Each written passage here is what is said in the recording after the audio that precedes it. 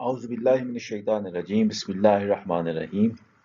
آج ہم نماز کے لفظ بہ لفظ ترجمہ اور تفسیر کے سلسلے میں پارٹ 2 کریں گے، جو ہے ثنا، یعنی سبحانک اللہم و بحمدک و تبارک اسمک و تعالی جدک و لا الہ غیرک۔ اس سے پہلے پچھلی ویڈیو میں ہم نیت کا ترجمہ و تفسیر کر چکے ہیں۔ انی وجہت وجہی للذی فطر السماوات والارض حنیفا وما انا من المشرکین۔ پچھلی ویڈیو میں ہم یہ بھی جان چکے ہیں کہ قرآن مجید میں آیا ہے کہ تم صلاۃ کے قریب بھی مت جاؤ جب تم نشے کی حالت میں ہو، حتیٰ کہ تمہیں علم ہو جو تم کہہ رہے ہو، حتیٰ تعلموا ما تقولون۔ تو یہ جو حتیٰ تعلموا ما تقولون کہا گیا ہے، اس میں اس چیز کا زور ہے کہ جب ہم صلاۃ ادا کریں تو ہمیں علم ہونا چاہیے ہم کیا رہے ہیں، تو لہٰذا صلاۃ یا نماز کا جو مطلب معنی ہے وہ جاننا بہت ضروری ہے۔ تو آج ہم ثنا کا معنی اور تفسیر کریں گے، جو ہے سبحانک اللہم و بحمدک و تبارک اسمک و تعالی جدک و لا الہ غیرک۔ سب سے پہلا حصہ ہے سبحانک اللہم و بحمد، ہر عیب سے پاک ہے اللہ تو اور لائق حمد ہے تو ہم سبحان کا معنی سب سے پہلے دیکھتے ہیں۔ یہ جو لفظ سبحان ہے اس کا مادہ ہے سین، با اور ہا، اور عربی زبان میں سابہا سبہن سباحت کے بنیادی معنی ہوتے ہیں پانی، فضا یا خلا میں تیز رفتاری سے گزرنا یا نقل و حرکت کرنا، اور اس کے نتیجے میں دور تک چلے جانا۔ یعنی اس میں تیزی اور دوری یہ دو بنیادی مفہوم ہوتے ہیں۔ چونکہ تیز رفتار نقل و حرکت کے لیے جانور یعنی مثلا گھوڑے یا تیراک وغیرہ کو قوت اور تندہی سے کام لینا پڑتا ہے، اس لیے سبہن کے معنی میں تگ و تاز، تندہی اور محنت و کوشش کا پہلو بھی پایا جاتا ہے۔ اچھا، اس لفظ کے متعدد معنی ہیں، جن میں سے چند مثالیں یہ ہیں۔ جب کوئی تیراک پانی میں تیز رفتاری سے تیرتا ہے، کوئی سویمر،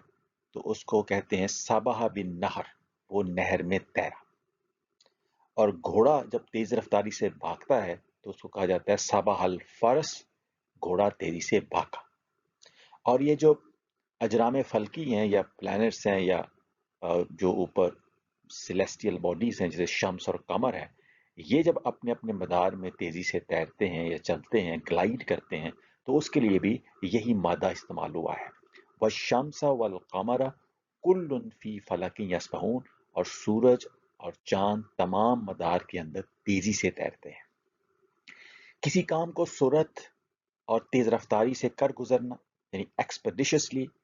یا اس کو سوئفٹلی انجام دینا ایجلٹی کے ساتھ، اس کے لیے بھی یہ مادہ آتا ہے۔ جیسے صباح الرجل کا معنی ہوتا ہے آدمی نے تیزی اور مستعدی سے کام کیا۔ اور روزگار یا کام کاج کے سلسلے میں جو دوڑ دھوپ کی جاتی ہے یا مصروف یا سرگرم میں عمل رہا جاتا ہے، اس کے لیے بھی یہ لفظ آتا ہے، جیسے قرآن مجید میں ہے کہ ان لکا فی النہار سبحا طویلا، بے شک آپ کے لیے دن میں طویل مصروفیات ہوتی ہیں۔ چنانچہ اگر دیکھا جائے تو یہ لفظ سبحان جو ہے اس میں دو بنیادی جہتیں ہیں اس کی۔ ایک ہے سرعت، تیز رفتاری، دوڑ دھوپ، تگ و تاز یا محنت و کوشش یعنی سوئفٹنس، اجلٹی، اسٹرگل یا ایفرٹ۔ اور دوسرا اس میں معنی پایا تھا دوری کا یا ریموٹنس کا، کہ جب تیز رفتاری سے چلیں تو بہت جلد انسان دور پہنچ جاتا ہے۔ تو یہ جو دوری کا اس میں پہلو ہے، ریموٹنس کا جو معنی ہے، اسی حوالے سے اس کا ایک معنی بنتا ہے۔ جب ہم سبحان اللہ کہتے ہیں تو اس کا معنی بنتا ہے کہ اللہ ہر عیب، خامی، کوتاہی یا برائی سے بہت دور ہے، یا بہت بلند ہے، یا بہت پاک ہے۔ جب ہم کہتے ہیں نا اللہ پاک ہے، تو اس کی بنیادی طور پہ ہم اس کی ذات کی جو ریموٹنس ہے یا دوری ہے کسی بھی عیب سے یا خامی سے یا کوتاہی سے یا برائی سے، اس کے متعلق بات کر رہے ہوتے ہیں۔ تو یعنی ایک معنی یہ ہوا کہ اللہ جو ہے وہ اس میں کسی قسم کی امپرفیکشن نہیں ہے، وہ ایک پرفیکٹ بینگ ہے، اس کی ذات جو ہے وہ پرفیکٹ بینگ ہے۔ اور دوسرا اس میں ایک پہلو پایا جاتا ہے کہ جو کہنے والا ہوتا ہے اللہ تعالیٰ کو سبحان اللہ،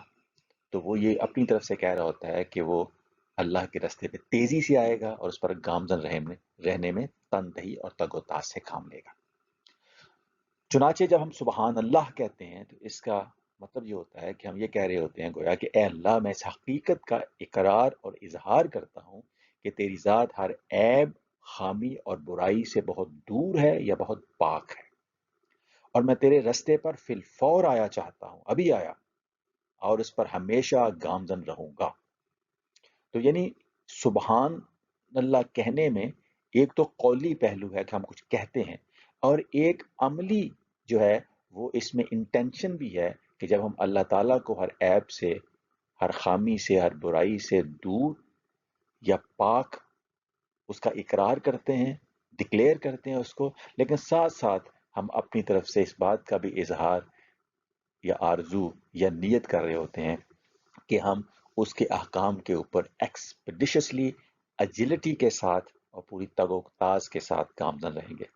تو یہ جو تسبیح ہوتی ہے اس کا ایک قولی پہلو ہوتا ہے اور ایک اس کا عملی پہلو ہوتا ہے۔ تو سبحانک اللہم جب ہم کہہ رہے ہیں ثنا میں، تو ہم ڈکلیئر کر رہے ہیں کہ اے اللہ، تو ہر عیب اور ہر امپرفیکشن سے پاک ہے۔ اچھا، ایک طرف تو ہم یہ کہہ رہے ہوتے ہیں کہ اللہ ہر عیب سے پاک ہے، یعنی جس ہستی کے سامنے ہم سر سجود ہونے کے لیے کھڑے ہوئے ہیں نماز کے لیے، وہ ہستی ایسی ہے کہ جس میں کوئی امپرفیکشن نہیں ہے، اور ایسی ہستی ہی اس لائق ہو سکتی ہے کہ اس کے سامنے جھکا جائے، اس کے حکام کو کے سامنے سر تسلیم خم کیا جائے۔ تو ایک طرف تو وہ ذات، اس میں کوئی امپرفیکشن نہیں ہے، کوئی عیب، کوئی خامی، کوئی برائی نہیں ہے، لیکن دوسری طرف ساتھ ہی ساتھ وہ ذات، اس میں اتنی خوبیاں بھی ہیں کہ وہ لائق حمد ہے۔ تو وہ بھی حمدے کا، اور تمہاری حمد کے ساتھ، یہ بازر بھی جو ہے اس کا معنی جو ہے وہ ساتھ بھی ہوتا ہے، یہ مصاحبت کے لیے بھی آتا ہے اور استعانت کے لیے بھی آتا ہے، اور یہاں پہ یہ لیاقت کو بھی ظاہر کر سکتا ہے کہ ہم کہہ رہے ہیں کہ اللہ تعالیٰ کی جو ذات ہے، ایک طرف تو ہر عیب سے پاک ہے اور دوسری طرف ہر خوبی بھی اس میں ہے جو ہونی چاہیے، لہٰذا وہ لائق حمد بھی ہے۔ تو اے اللہ، تو ہر عیب سے پاک ہے اور ساتھ ساتھ لائق حمد ہے۔ اب یہ جو حمد ہوتا ہے اس میں بنیادی طور پہ دو معنی پائے جاتے ہیں، ایک تو تحسین و ستائش اور دوسرا شکر، یعنی پریز یا ایڈمریشن اور گریٹیچیوڈ۔ ظاہر ہے یہ جو حمد ہے اس میں وہ والی خوبیاں اس ذات میں ہوتی ہیں جس کی حمد کی جائے کہ وہ خوبیاں باقی انسانوں کے لیے منفعت بخش ہوتی ہیں۔ جب منفعت بخش ہوتی ہیں وہ خوبیاں، تو پھر وہ ان کے لیے گریٹیچیوڈ یا شکر جو ہے وہ بھی واجب ہو جاتا ہے۔ تو حمد میں تحسین و ستائش بھی ہے اور شکر بھی ہے۔ اچھا، عربی زبان میں تعریف یا پریز یا ایڈمریشن کے لیے مختلف الفاظ آتے ہیں، جیسے تعریف کا لفظ بھی لوگ بولتے ہیں، حالانکہ یہ بھی عربی زبان کا لفظ ہے، مدح کا لفظ بھی بولا جاتا ہے، لیکن حمد کا لفظ جو ہے وہ خاص ہوتا ہے اور اس میں کچھ خاص خصوصیات ہو جاتی ہیں۔ مثال کے طور پہ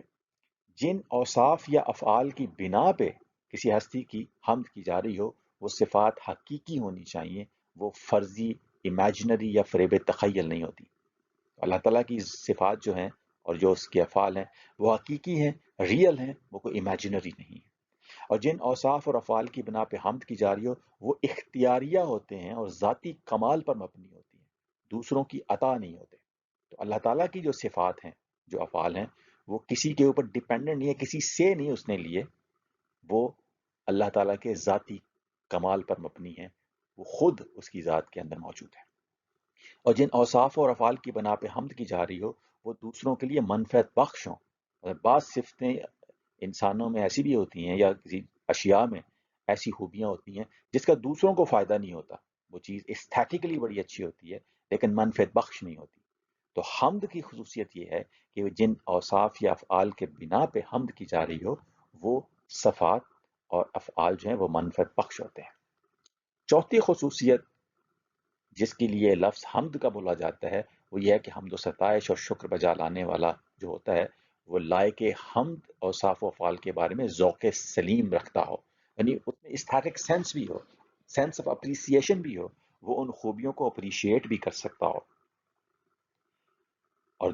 پانچویں بات یہ کہ جو حمد و ستائش یا شکر بجا لانے والا بندہ ہے وہ لائق حمد اوصاف اور افعال کے بارے میں فہم اور ادراک بھی رکھتا ہو، اسٹیٹکس بھی جانتا ہو اور اس کی انڈرسٹینڈنگ بھی ہو لاجیکلی بھی۔ اور دوسرا، حمد و ستائش اور شکر بجا لانے والے کے دل میں خلوص نیت ہو، منافقت، دکھاوا اور تصنع یا بناوٹ کی تعریف کو حمد نہیں کہتے۔ اور اس طریقے سے حمد و ستائش اور شکر بجا لانے والے کے دل میں عجز و انکسار بھی ہو، ہیوملٹی اور سبمسونیس سے یہ حمد ہوتی ہے، اس کے لیے حمد کا لفظ آتا ہے۔ جس میں عجز و انکسار نہ ہو اس میں حمد کا لفظ نہیں آتا،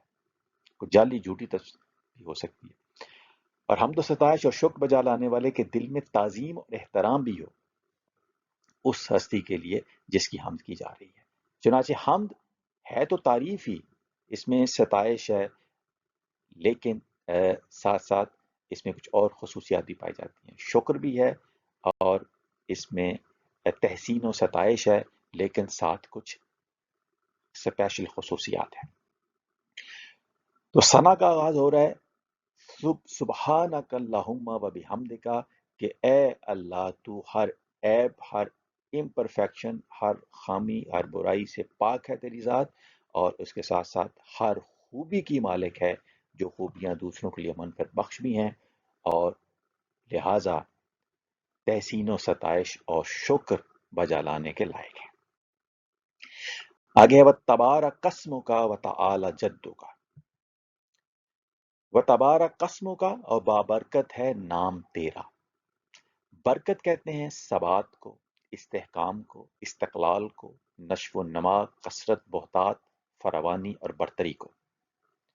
یعنی پہلا جو اس کا پارٹ ہے وہ ہے کنٹینیوئنس اینڈ فرمنس، یعنی ثبات، استحکام اور استقلال۔ دوسرا پہلو اس میں ہوتا ہے گروتھ اور انکریز کا، اور اس کے ساتھ ساتھ پھر ابنڈنس، اور تیسرا سپیریورٹی کا۔ اور تبارہ کا معنی ہوتا ہے بابرکت ہونا، یعنی ہر طرح کی خیر و برکت کا سرچشمہ ہونا، کا سورس ہونا۔ ثبات، استحکام، استقلال، نشو و نما، کثرت، بہتات، فراوانی اور برتری کا سرچشمہ ہونا۔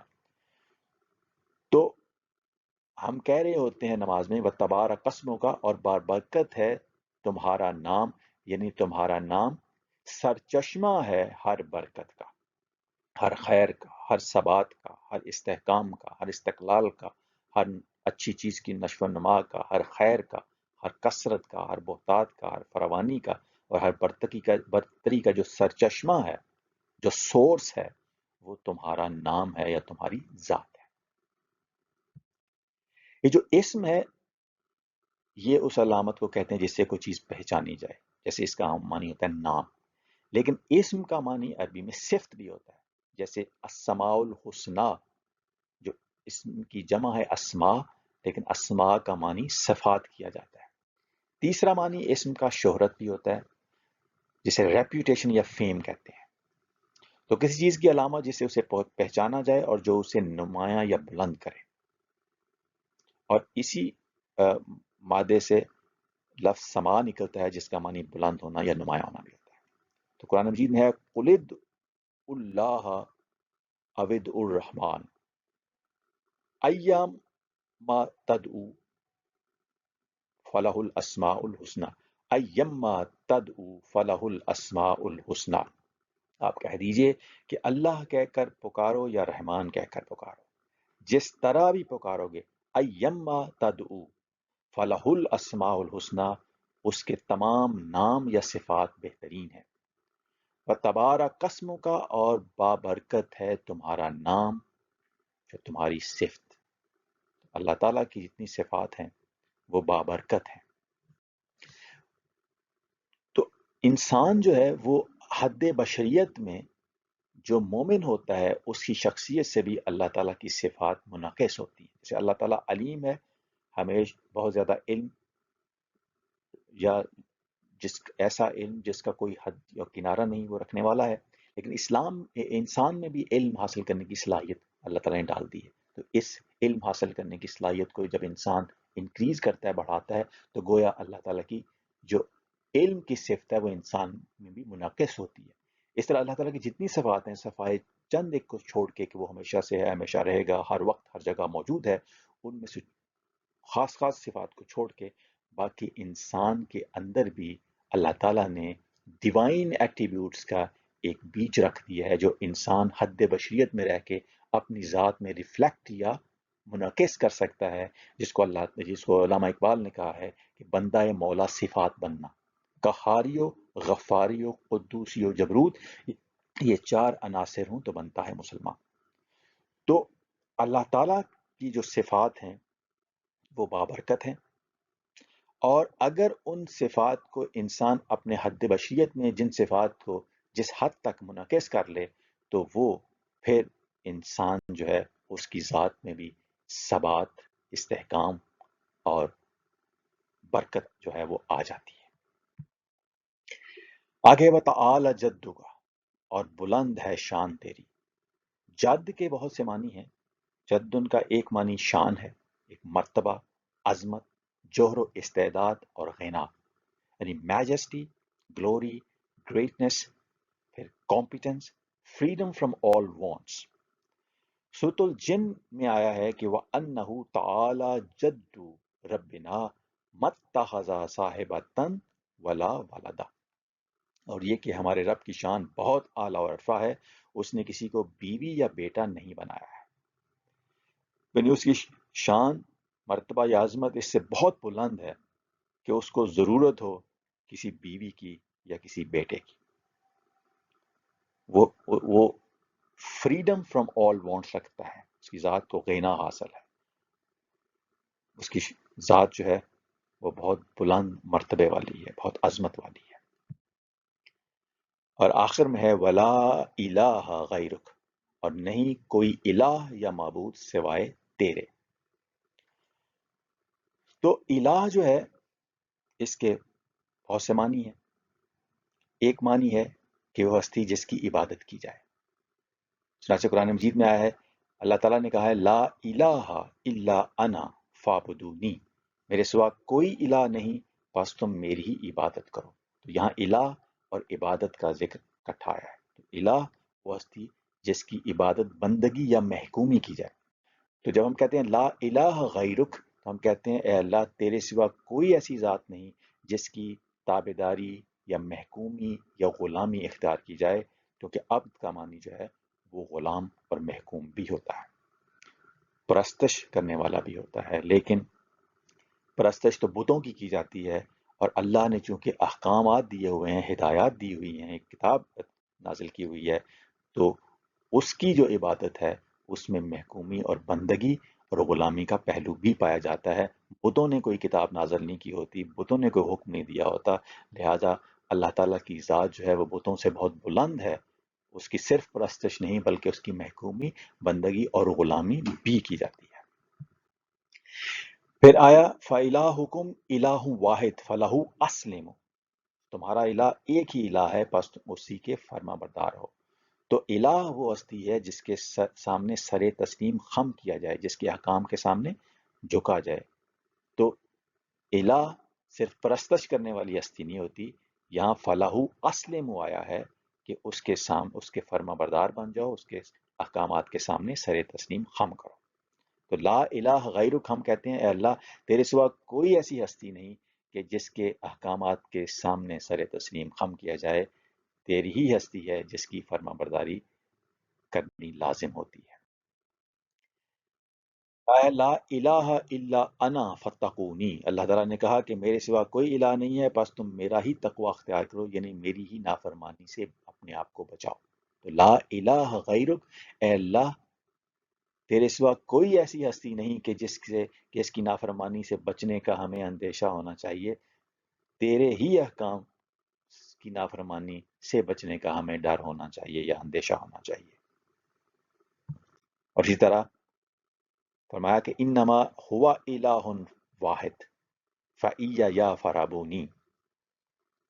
اللہ تعالیٰ نے کہا کہ بے شک وہی اللہ الہ یکتا ہے، اللہ نے کہا کہ تم مجھ ہی سے ڈرو۔ تو انسانوں سے ڈرنا نہیں ہے، جب ہم کہتے ہیں لا الہ غیرک تو ہم کہتے ہیں کہ اللہ تو ہی وہ ہستی ہے کہ جس کی نافرمانی سے ڈرنا چاہیے۔ یہ جو ہمارے باس یا ہمارے جو اور دوسرے سربراہان ہیں ان سے ڈرنے کے بجائے اصل ڈرنا جس کا حق ہے، جس کی نافرمانی سے ڈرنے کا، وہ اے اللہ تیری ذات ہے۔ پھر ہے لا الہ الا ہوا فاتخذہ وکیلا، اللہ کے سوا کوئی الہ نہیں، اسی کو اپنا کارساز بناؤ۔ تو جب ہم کہتے ہیں لا الہ غیرک، تو ہم کہتے ہیں اللہ تیرے سوا کوئی ایسی ذات نہیں جس کو ہم اپنا کارساز بنائیں گے، تو ہی وہ ذات ہے کہ جس کو ہم اپنا کارساز بناتے ہیں۔ پھر فرمایا کہ اللہ لا الہ الا ہوا وعلی اللہ فلیتوکل المؤمنون، الہ وہ ہستی ہوتی ہے جس پر توکل کیا جائے۔ تو جب ہم کہتے ہیں لا الہ غیرک، تو ہم کہتے ہیں اللہ تیرے سوا کوئی ایسی ہستی نہیں جس پر توکل کیا جائے، ہم تیری ہی ہستی پر توکل کرتے ہیں۔ اب پھر فرمایا کہ هو الحی لا الہ الا ہوا فادعوہ مخلصین لہ الدین، وہی الحی ہے، زندہ ہے ہمیشہ سے، اس کے سوا کوئی الہ نہیں، بس تم اسی سے دعا کرو یا اسی کو پکارو، اس کے لیے طاعت و بندگی کو خالص رکھتے ہوئے۔ جب ہم کہتے ہیں لا الہ غیرک، تو ہم کہتے ہیں اللہ تو ہی وہ ہستی ہے جس سے ہم دعا کرتے ہیں، جس کو پکارتے ہیں مصیبت کے وقت، خالص تیری ہی لیے اپنی طاعت و بندگی کو خالص کیا۔ چنانچہ الہ جب ہم کہتے ہیں کہ تیرے سوا کوئی الہ نہیں ہے، لا الہ غیرک، تو ہم کہتے ہیں اللہ تو ہی وہ ہستی ہے کہ اس کی عبادت یا بندگی یا تابعداری کی جائے، جس کے احکام و قوانین کے سامنے سر تسلیم خم کیا جائے، جس کی نافرمانی سے بچا جائے یعنی تقوی اختیار کیا جائے، جس کی نافرمانی سے ڈرا جائے، جس کو اپنا کارساز سمجھا جائے، جس پر توکل کیا جائے اور جس سے دعا کی جائے، اے اللہ تو ہی وہ ایک ہستی ہے، تیرے سوا اور کوئی ایسی ہستی نہیں ہے۔ سبحانک اللہم و بحمدک و تبارک اسمک و تعالی جدک و لا الہ غیرک، اے اللہ ہر عیب، برائی یا خامی سے پاک ہے تو، اور صرف ہر عیب سے پاک ہی نہیں بلکہ ہر خوبی والا ہے، اور اس لیے لائق حمد و ستائش بھی ہے، اور بابرکت ہے تمہارا نام، اور بلند ہے شان تیری، اور نہیں کوئی الہ سوائے تیرے، وما علینا الا البلاغ المبین۔